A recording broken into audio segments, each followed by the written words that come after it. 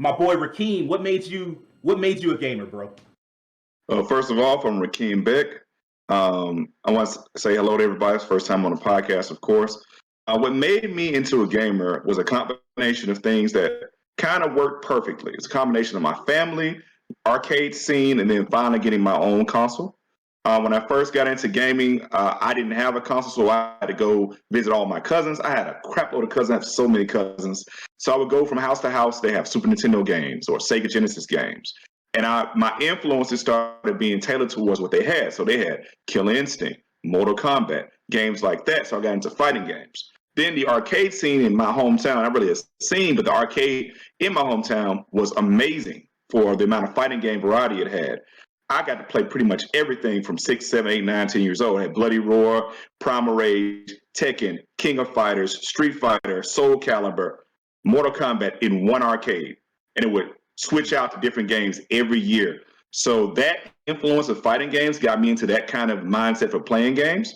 So when I finally got my PlayStation, I was able to kind of get on to fighting games. Of course, the first big fighting game I got into was Tekken 3, which was, as anyone knows, as Final Fantasy VII was to RPGs, Tekken 3 was the fighting games. It changed the game for like the quality, the sound, the visuals, the intricacies of the combat. It made it a spectacle fighter that anyone could really enjoy just by watching it.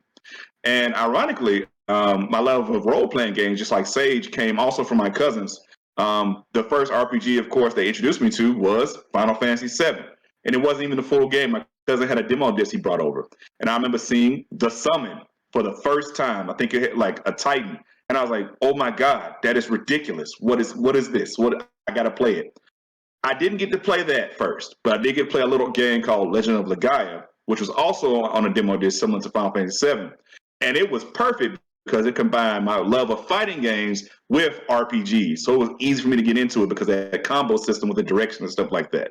So the combination of role-playing games, the arcade scene, familiar influence, being able to like talk to my cousins, work with them and play with them all the time. We would have little tournaments in our home. You know, my brother was into it as well. That got me into video gaming. It was a very community kind of based thing for me at first. And then I got my own personal experiences out of the RPGs and story games that way. That's how I got into it.